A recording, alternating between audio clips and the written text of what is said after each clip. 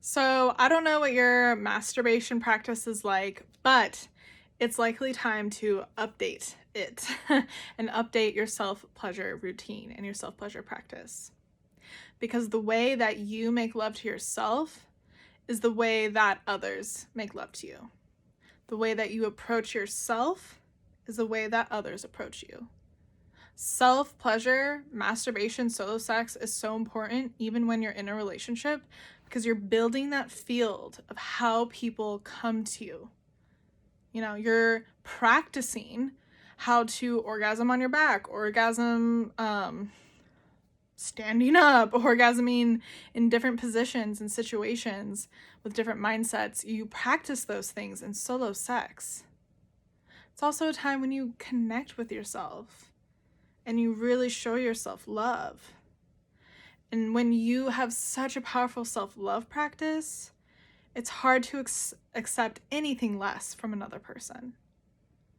So important attributes for this is 1, you don't push yourself before you're ready. I like to start self-pleasure with some sort of self-massage. And sometimes I just do the self-massage and then that's that. So self-massage. The most neutral place to start is the abdomen.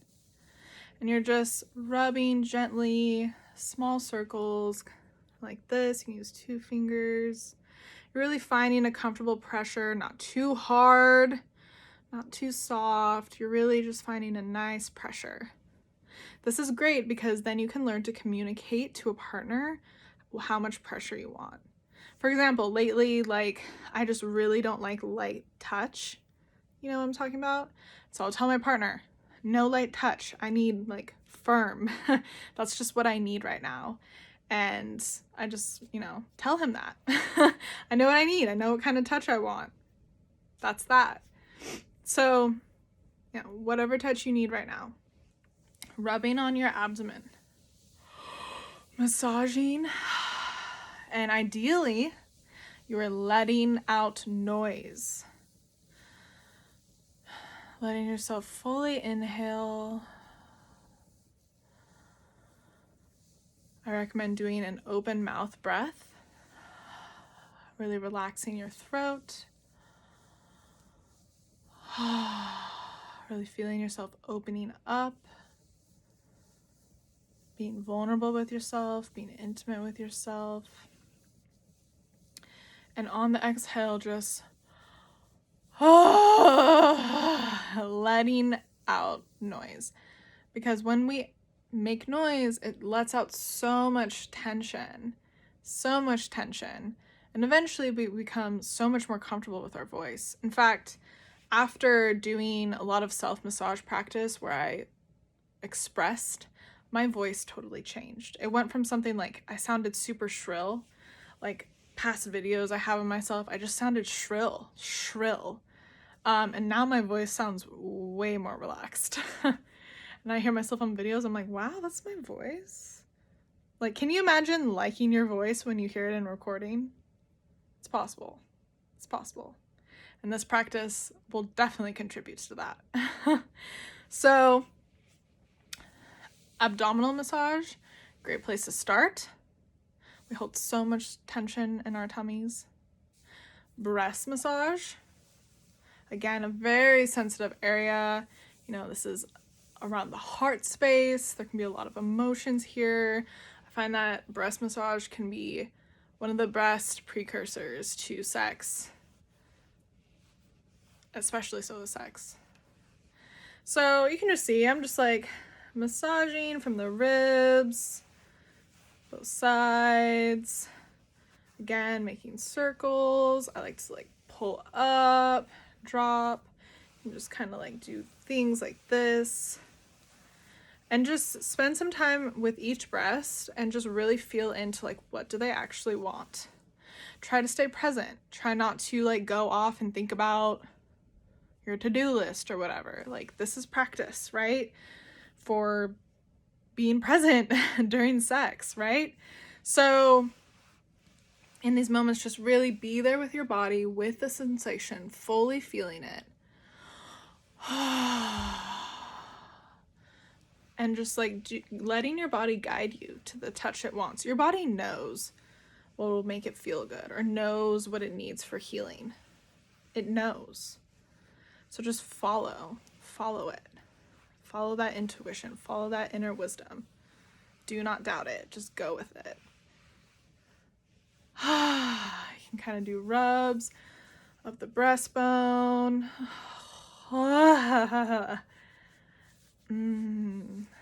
Yeah, that feels good.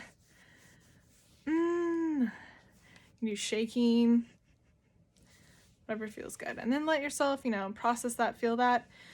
Again, if you, kind of try to go down into the genital area, not feeling it, don't pressure yourself, ever. Ever, ever, ever. It starts with you. Do not penetrate yourself before you're ready, period. When I first made this vow to myself, I would try to masturbate. I would try to even do yoni massage, and my pussy was like, no. And so I just listened to her, and I just stopped there. No matter how sexually frustrated I was, or no matter how much I just really wanted to get in there and like heal stuff or whatever. The most important thing was that I listened to myself, that I listened to my pussy, that I listened to my body and what it wanted in that moment. And if maybe that just meant holding myself for 10-20 minutes, maybe crying, maybe eating some chocolates, whatever, maybe it was just take a nap.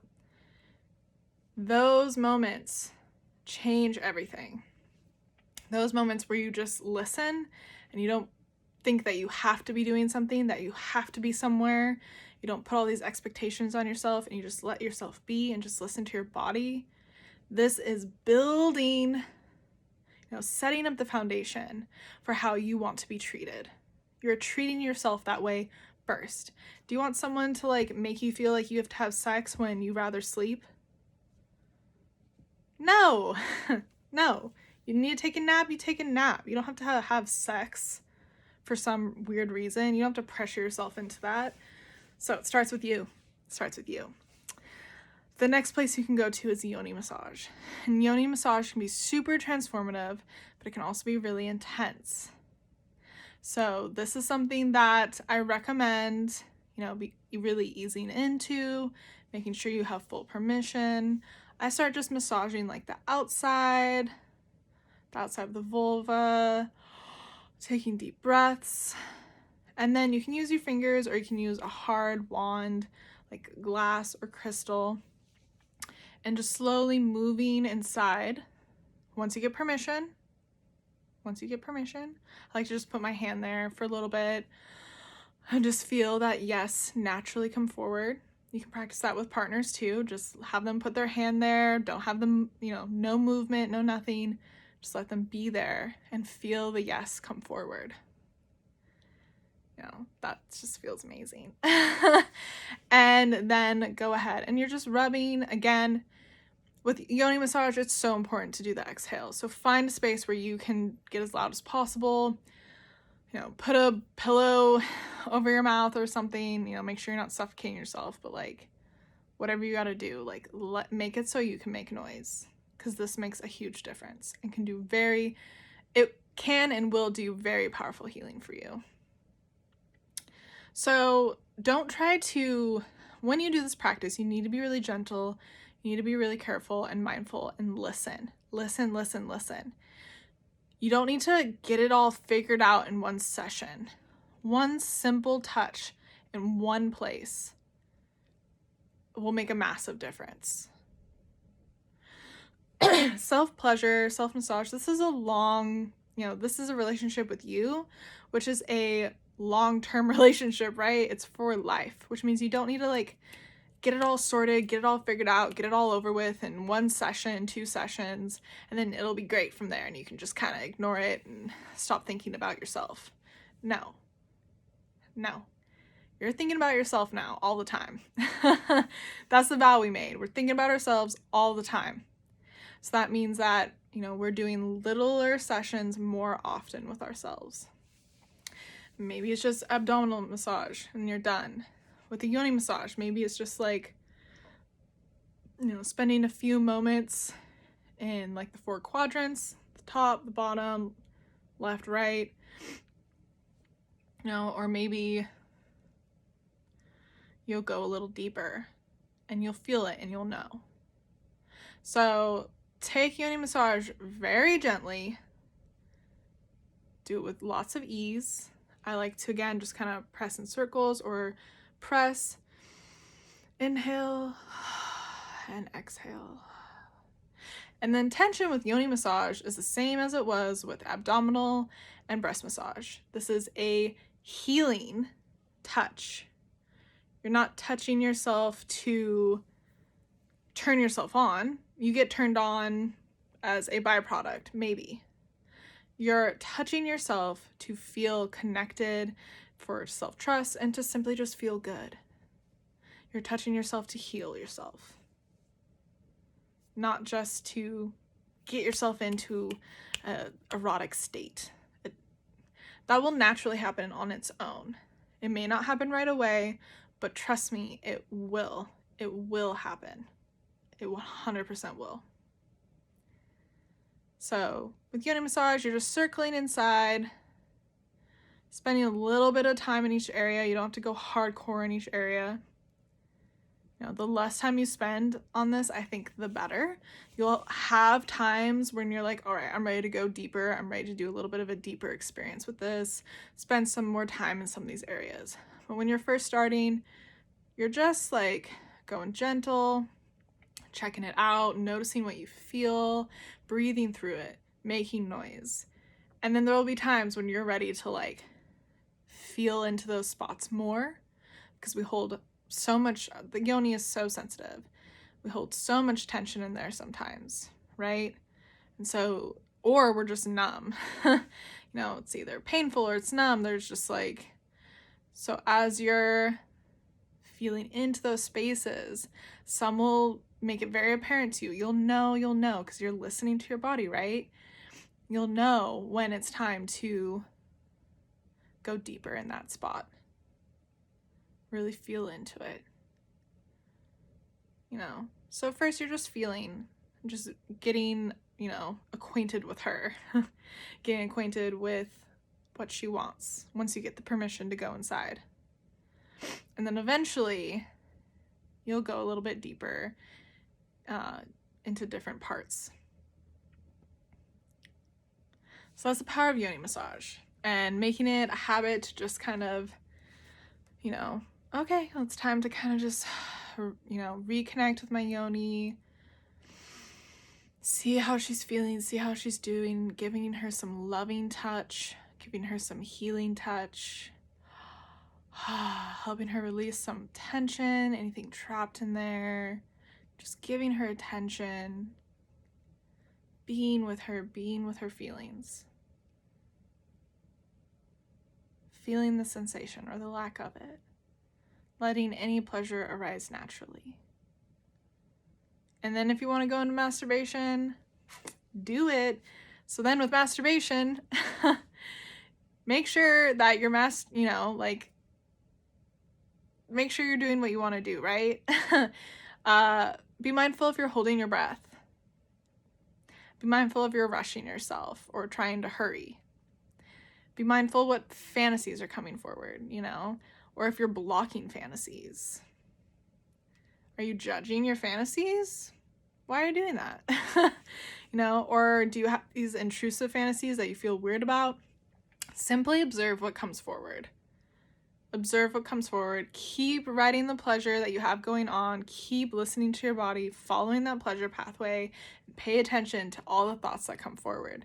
As you witness them, as you practice this mindfulness, they'll naturally figure themselves out. You don't have to get to the bottom of your fantasies. You don't have to get to the bottom of, any judgments or anything. They'll naturally figure themselves out just by you witnessing them with curiosity, with compassion, just being like, that's interesting. It's interesting that's coming up. It's interesting. It's like, well, I think I give myself permission to fantasize about that. Ooh, I feel a little weird. Ooh, I noticed that. Okay, I'm just gonna go with it. Those kinds of moments. So Get the most out of self-pleasure. Don't make it this automatic thing. Don't make it this rushed thing. Don't rush yourself. Don't penetrate yourself before you're ready. Don't let it be painful. If it's painful, why are you doing that to yourself? Unless you want to experience pain, that's fine. We have to practice this in our solo sex experience. We build that in our solo sex experience. And trust me, with time, if you're like, oh, this is so tedious. Well, when you make this transition, yeah, it takes time. Yeah, it might be tedious. Yeah, it might be frustrating. But eventually it becomes so easy. It becomes so easy. Having great sex, having orgasms becomes fucking easy. Because you did that work. You transition. You shifted into this relationship with yourself where you trust yourself. You know what you want. You know who you are.